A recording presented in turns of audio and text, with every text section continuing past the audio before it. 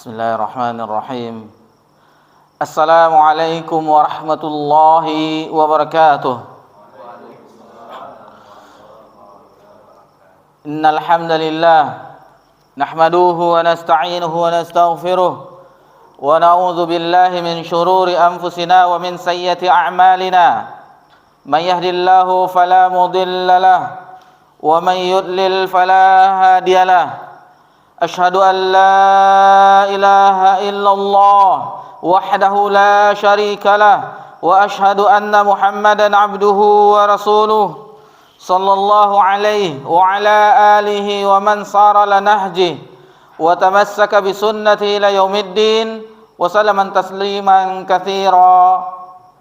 Ya ayyuhalladzina amanu taqullaha haqqa tuqatih wa la tamutunna illa wa antum muslimun.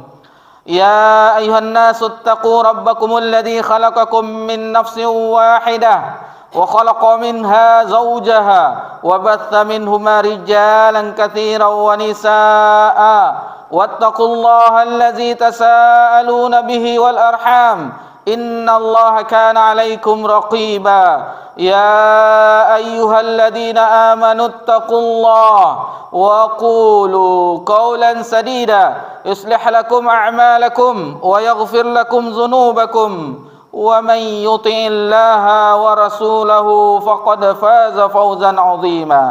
Amma ba'd, fa inna husnal hadithi kitabullah wa khairal hadi hadi Muhammadin sallallahu alaihi wasallam wa syarrul umuri muhdatsatuha wa kullu muhdatsatin bid'ah wa kullu bid'atin dhalalah wa kullu dhalalatin finnar.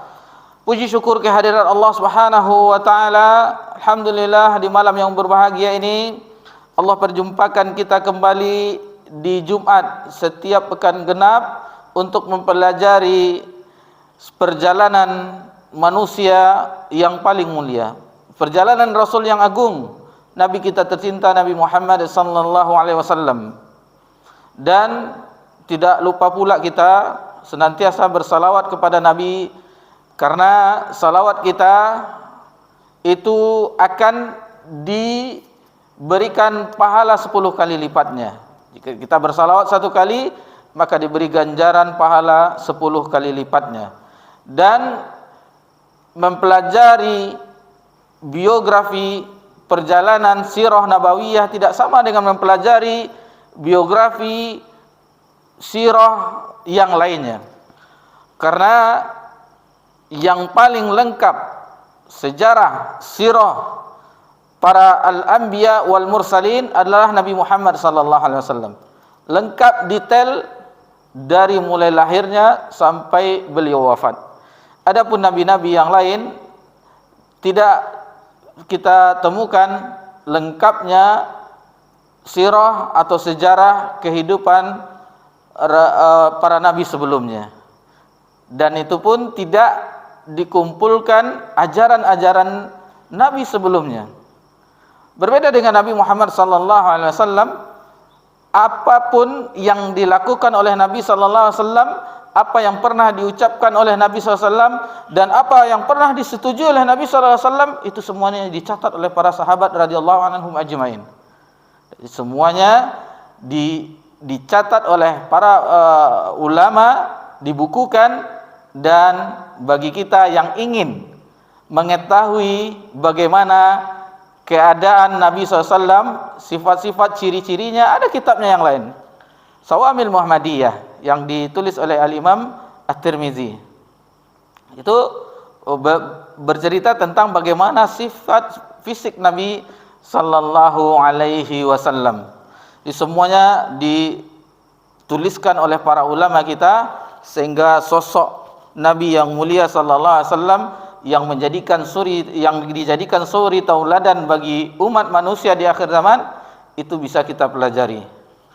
Intinya bagi kita, apakah kita mau mempelajarinya sebagai pedoman hidup kita atau kita cuek, acuh tak acuh, itu terserah kita. Namun bagi orang yang mencintai Nabi sallallahu alaihi wasallam, mengaku di dalam hatinya mencintai Nabi sallallahu alaihi wasallam, minimal 1 kali dalam seumur hidupnya pernah membaca, walaupun tidak hadir di kajian Sirah Nabawiyah, tetapi pernah membaca sejarah Nabi, Sirah Nabawiyah. Itu minimal.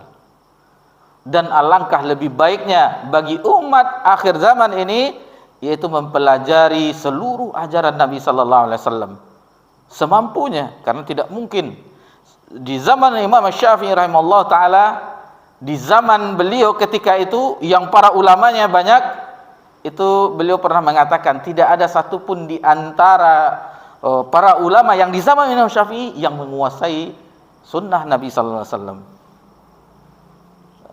Karena tidak mungkin bagi umat Nabi Muhammad SAW itu menguasai sunnah Nabi SAW, ajaran Nabi SAW, kecuali Nabi Muhammad SAW itu sendiri. Hatta sampai zaman sahabat pun, Abu Bakar, Umar, Utsman, Ali, itu tidak semuanya. Kita berikan contoh, ketika Umar bin Khattab radhiyallahu anhu, ada seorang sahabat yang pergi berkunjung ke rumahnya, kalau tidak salah Abu Musa al-Asy'ari radhiyallahu anhu, setelah minta izin salam 3 kali, tidak ada sautan dari Umar, lalu dia kembali. Setelah kembali, lalu ditanyakan, siapa tadi? Abu Musa al-Asy'ari. Panggil. Kenapa dia pergi begitu saja? Lalu dipanggil, ditanya, apa perihal engkau pergi saja? Lalu dikatakan bahwasanya Nabi SAW pernah bersabda, apabila kita pergi bertamu ke rumah orang, sudah minta izin 3 kali, tidak ada sautannya, maka kembali. Umar bin Khattab radhiyallahu anhu tidak percaya. Lalu ditanyakan, apakah benar apa yang dikatakan Abu Musa al-Asy'ari? Ya, benar. Baru Umar, berarti itu Umar bin Khattab yang senantiasa ketika Rasulullah SAW berjalan, maka ada Abu Bakar dan Umar. Ada di suatu tempat, di sampingnya ada Abu Bakar dan Umar. Itu senantiasa bersama Nabi SAW. Apalagi orang-orang, para ahli ilmu, para ulama di zaman Imam Syafi'i, dan apalagi di zaman kita sekarang ini, 1445 Hijriah. Yang umat Islam apabila ditanyakan kepada mereka tentang perihal yang detail tentang Nabi SAW, maka kebanyakan dari umat Nabi Muhammad SAW tidak mengetahuinya, kecuali 12 Rabiul Awal Maulid Nabi sallallahu alaihi wasallam. Waliyazbillah. Jadi kita ulang kembali bahwasanya kita luruskan niat kita ikhlas karena Allah Subhanahu wa taala, dan ingin mengetahui bagaimana kehidupan sosok yang mulia Nabi kita tercinta sallallahu alaihi wasallam.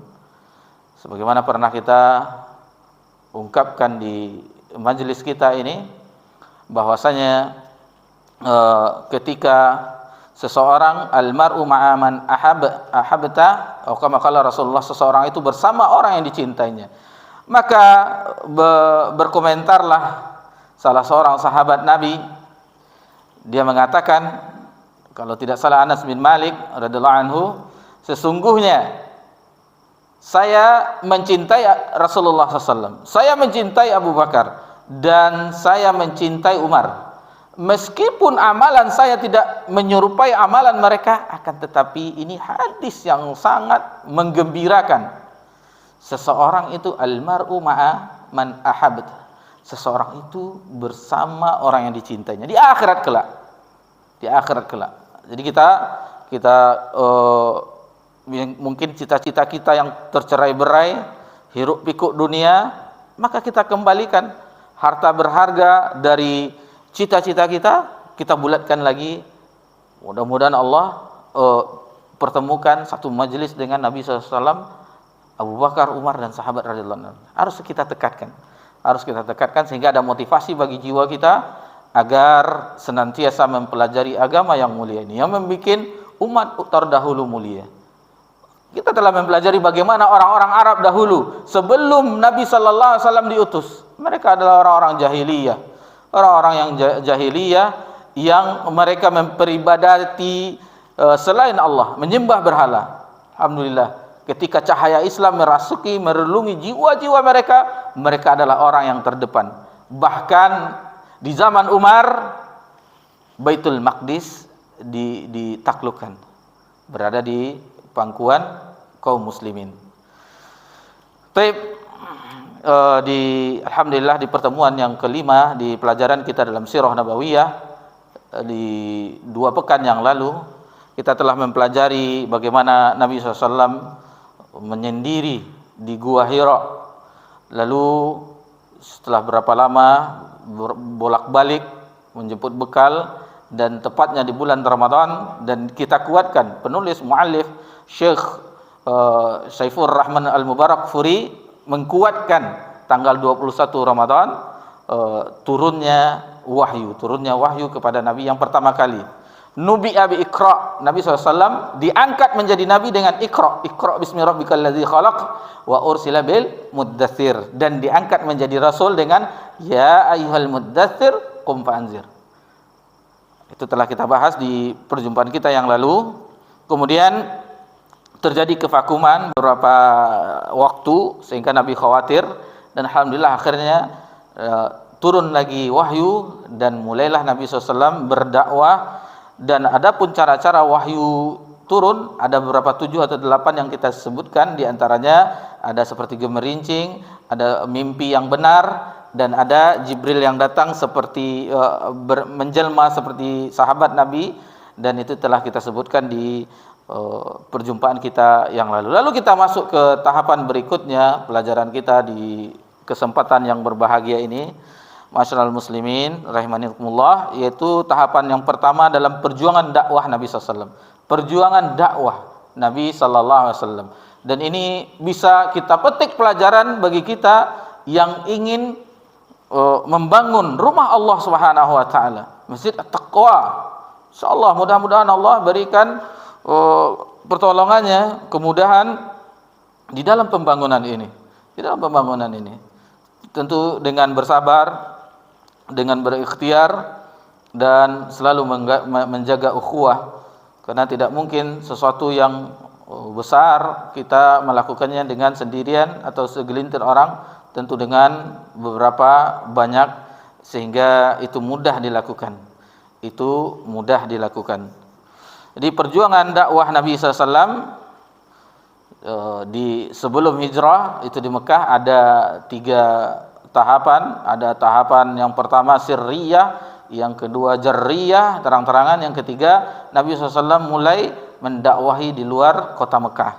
Tapi di dakwah Nabi yang sirriyah, yang secara rahasia, itu lebih kurang selama 3 tahun.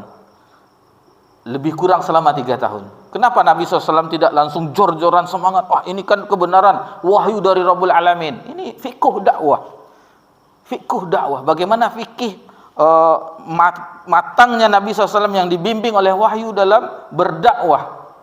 Sesuai dengan orang di kampung kita mengambil rambut di dalam tepung, rambutnya dapat, tepungnya tidak terserak.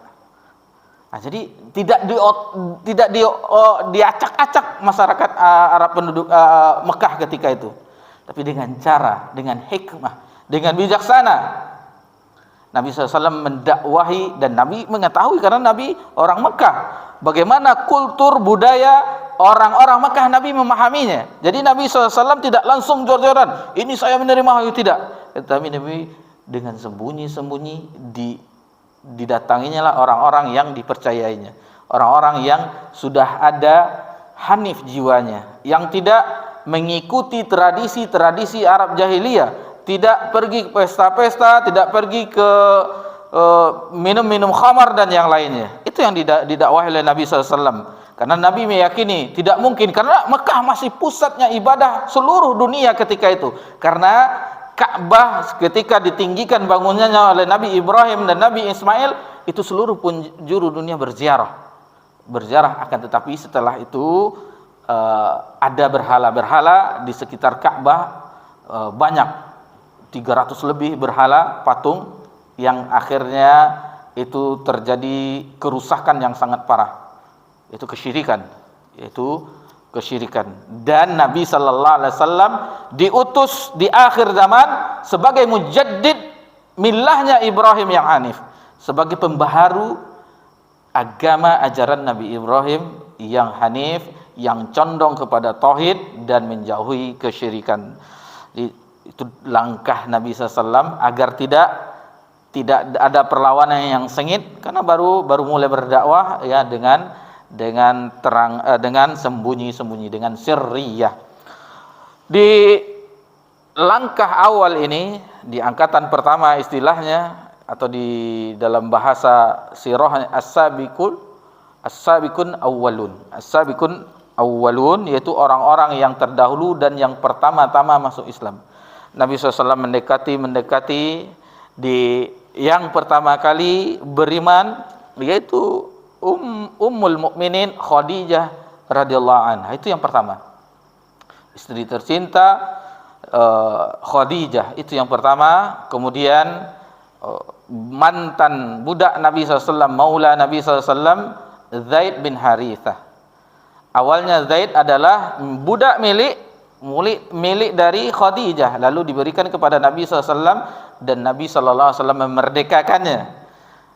Walaupun di kemudian harinya Zaid bin Harithah datang keluarganya atau orang tuanya ingin mengambilnya kembali, akan tetapi Zaid bin Harithah lebih memilih hidup di rumah tangga Nabi SAW, karena dia waktu itu seorang anak yang kecil. Bahkan Nabi SAW sebelum perintah, sebelum ada larangan menisbahkan yang bukan anaknya, Nabi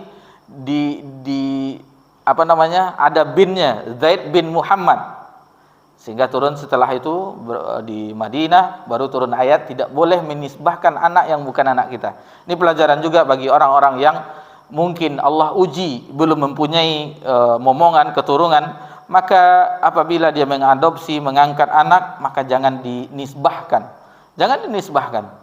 bahwa ini anaknya, tidak.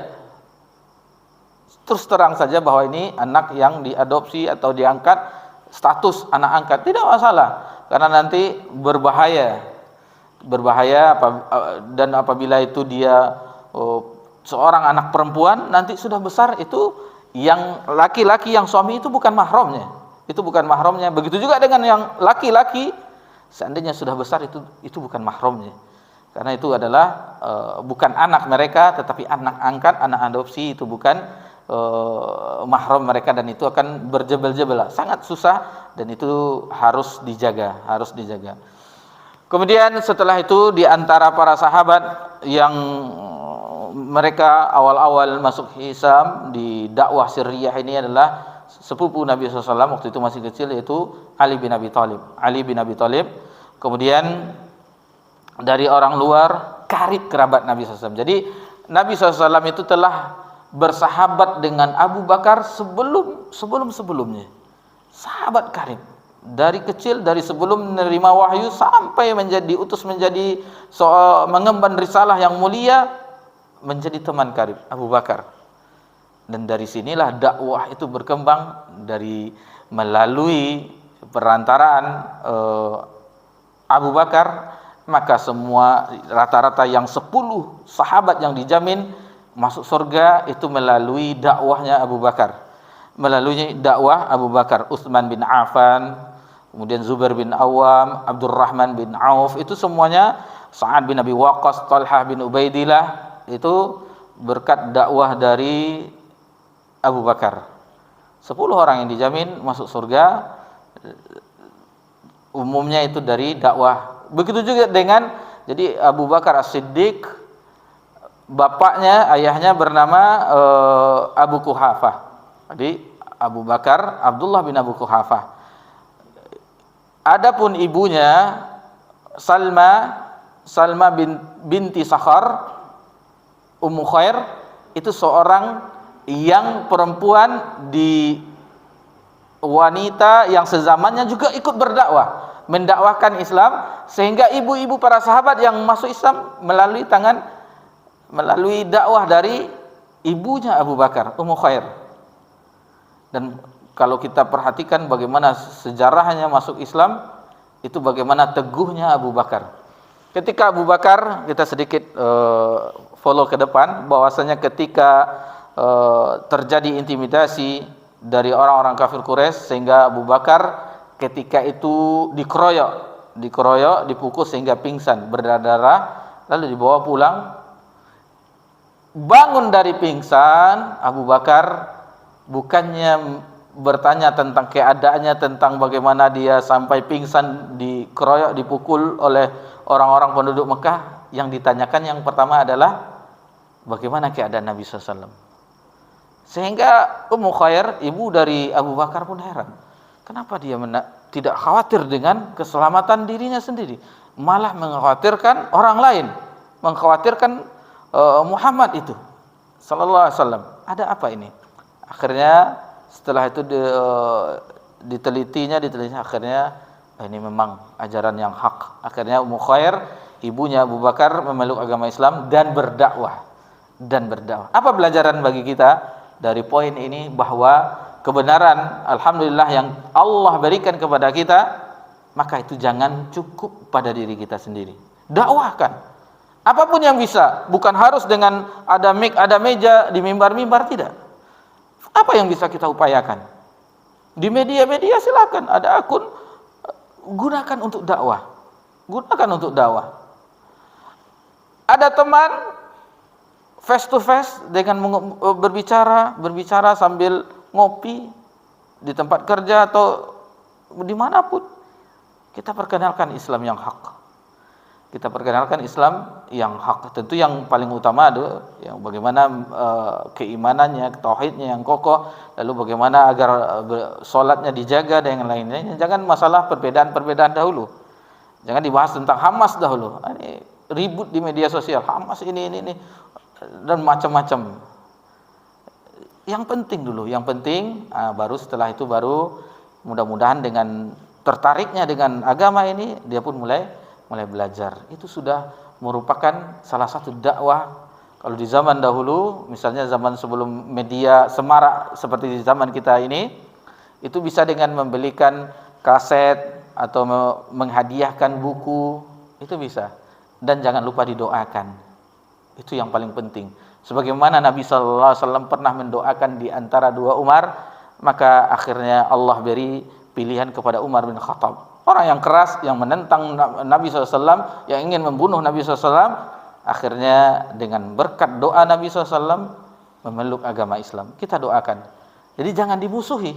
Orang yang misalnya berseberangan dengan kita, cara metode dakwahnya jangan dimusuhi, tetapi dijelaskan bagi kita. Jelaskan bagaimana sejelas-jelasnya.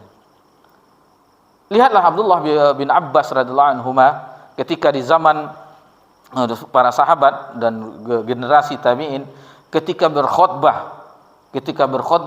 di Arafah,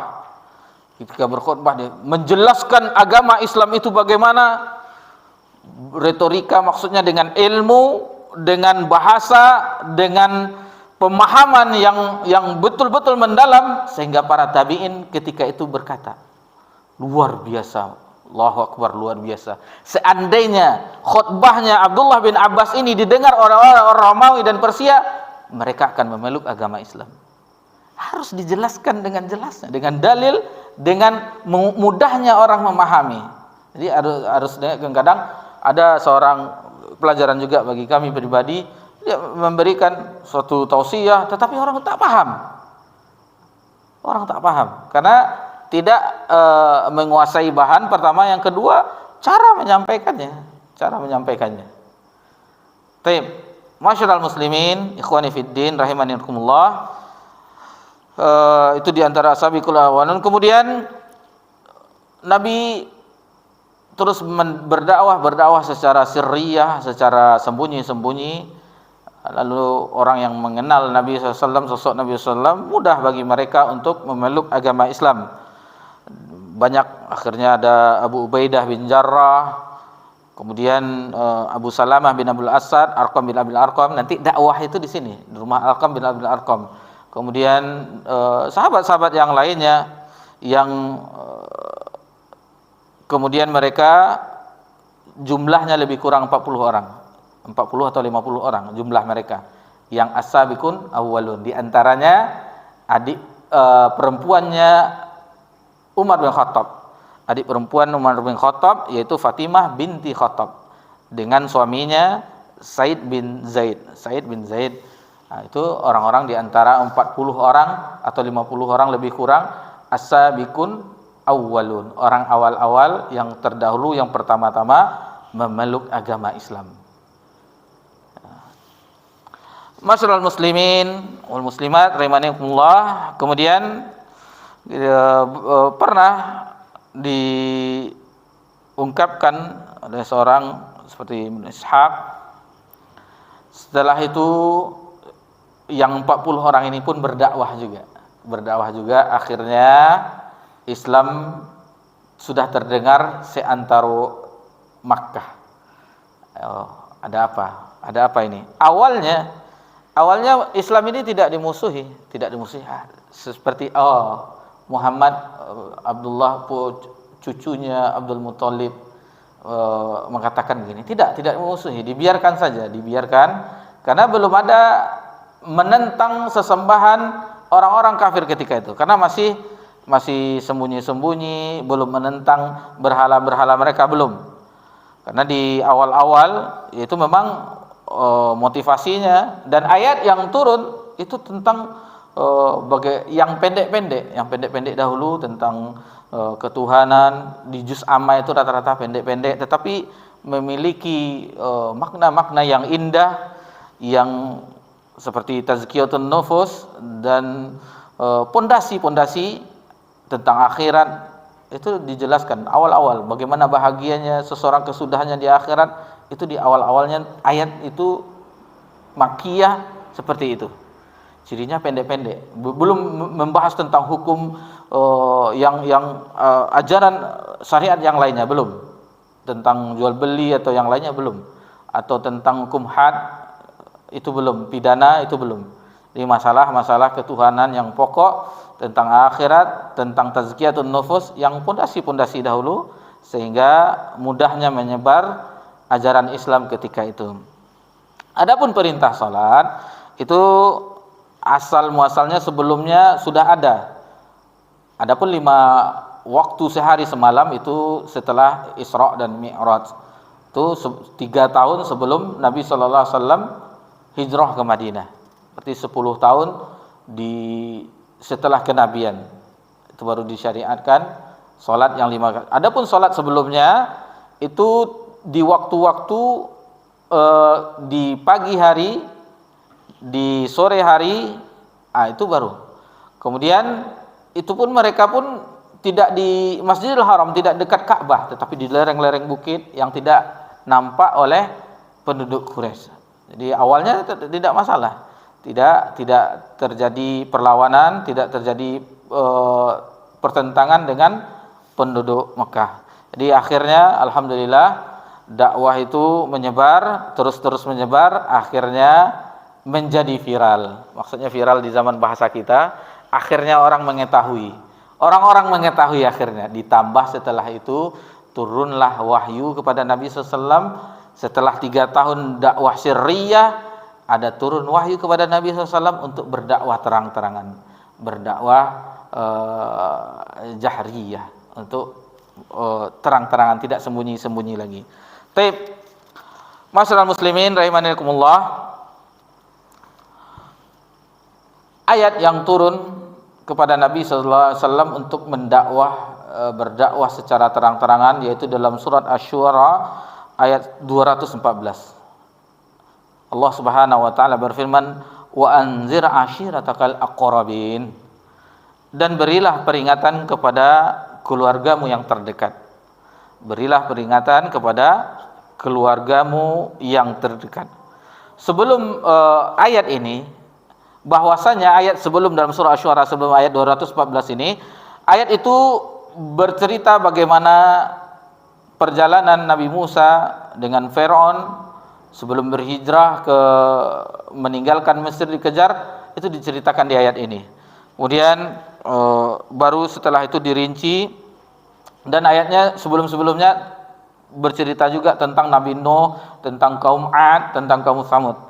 Baru di ayat 214 ini turun kepada Nabi sallallahu alaihi wasallam yang memerintahkan Nabi SAW untuk berdakwah secara terang-terangan. Wa anzir ashiratakal aqrabin. Maka beri peringatanlah kepada orang-orang yang terdekat. Untuk masalah ayat ini insyaallah nanti akan kita jelaskan setelah azan Isya. Kita azan dulu. Fadhil.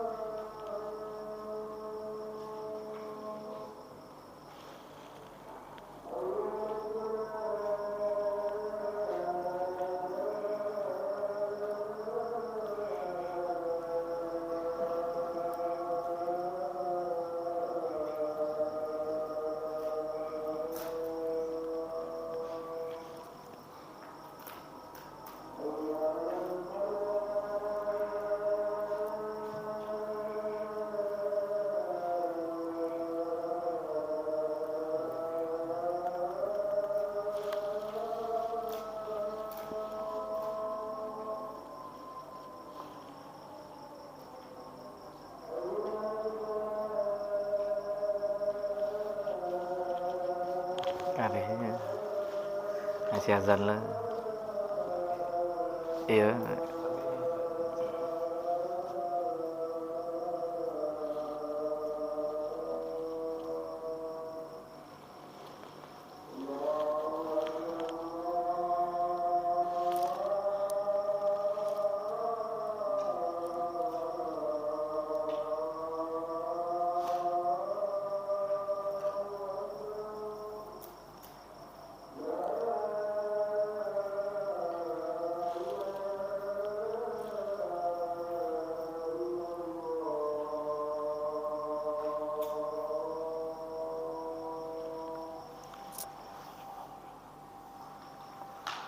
Alhamdulillah wassalatu wassalamu ala Rasulillah, amma ba'd. Ikhwani fid din rahimanikumullah. Kemudian setelah itu Nabi SAW ketika ayat itu turun, maka Nabi SAW berupaya mengumpulkan kerabatnya, keluarganya dari Bani Hashim, Bani Abdi Manaf, Bani Abdul Muthalib, semuanya dikumpulkan oleh Nabi SAW yang berjumlah sekitar 45 orang laki-laki. Lalu tiba-tiba Abu Lahab memotong bahwasanya ketika berbicara itu Abu Lahab pun berseraya, mereka itu adalah paman-pamanmu dan para sepupumu. Lalu terjadi dialog-dialog, namanya orang bermusyawarah. Dari zaman dahulu sudah ada musyawarah mufakat, itu sudah ada. Kemudian berkomentarlah Abu Thalib. Dengarkan komentar Abu Thalib. Alangkah senangnya kami, kata Abu Thalib, paman Nabi SAW, membantumu, menerima nasihatmu, dan sangat membenarkan kata-katamu. Mereka yang merupakan suku-suku dari pihak bapakmu telah berkumpul. Sesungguhnya aku hanyalah salah seorang dari mereka, namun aku adalah orang yang paling cepat merespek apa yang engkau inginkan. Oleh karena itu teruskan apa yang telah diperintahkan kepadamu. Wallahi, demi Allah, kata Abu Thalib, aku akan senantiasa melindungi dan membelamu. Hanya saja diriku tidak memberikan cukup keberanian kepadaku. Jadi Abu Thalib tidak ada keberaniannya untuk masuk Islam, untuk berada di agama Nabi SAW, karena dia khawatir berpisah dengan agama Abdul Muthalib. Ketika itu Abu Lahab pun memotong kembali, berbicara, demi Allah, ini benar-benar merupakan aib yang besar. Jadi terjadi dialog di keluarga Abdi Manaf, di keluarga Bani Hashim, di keturunan Abdul Muthalib. Itu terjadi debat yang seru. Ini adalah merupakan aib yang besar. Ayo cegahlah dia sebelum orang lain turun tangan mencegahnya. Nah, jadi cukuplah kita, kerabatnya Muhammad itu yang mencegahnya, untuk melarangnya untuk mendakwakan Islam ini. Jangan sampai dari suku-suku yang lain yang akan melarang dia atau menahannya atau akan mencelakakannya. Jadi itu sudah dirembukkan oleh keluarga Nabi SAW. Namun Abu Thalib menjawab, demi Allah, wallahi, sungguh selama kami masih hidup kami akan membelanya. Itulah pembelaan Abu Thalib, paman Nabi SAW, tetap dibelanya ponakannya ini. Apapun yang terjadi, cuman hidayah itu tidak ada diberikan Allah kepada Abu Thalib, karena hidayah itu milik Allah Subhanahu wa ta'ala. Lalu setelah Nabi SAW yakin dengan pendapat pamannya Abu Thalib, maka mulailah Nabi SAW untuk mendakwahkan bagaimana orang-orang agar mengetahui Islam ini. Lalu pergilah Nabi ke Bukit Sofa, Sofa Marwah. Kita ketahui salah satu syai, wa anzir ashiratakal aqrabin, ayat yang tadi dalam surah maka beri peringatanlah kepada karib kerabatmu. Maka ketika itu Nabi SAW menyeru kaumnya, menyuruh kerabatnya, wahai Bani Fihir, wahai Bani Adi. Seruan itu diserukan kepada suku-suku Quraisy, karena Nabi SAW suku besarnya adalah Quraisy. Kemudian tak lama mereka pun berkumpul, karena begitu pentingnya panggilan itu. Akhirnya mereka berkumpul. Kemudian Nabi SAW berbicara, bagaimana menurut pendapat kalian semuanya, seandainya aku memberitahu bahwasanya ada pasukan berkuda dari balik bukit ini? Lalu mereka pun memuji bahwasanya mereka semuanya percaya. Mereka mempercayai perkataan Nabi, karena Nabi SAW Al-Amin, sudah diberi julukan oleh kaumnya orang yang dipercaya. Lalu Nabi SAW mengatakan bahwasanya dia adalah utusan Allah, memberi peringatan dan memberi kabar gembira. Maka bercolotehlah Abu Lahab bercoloteh, pamannya sendiri.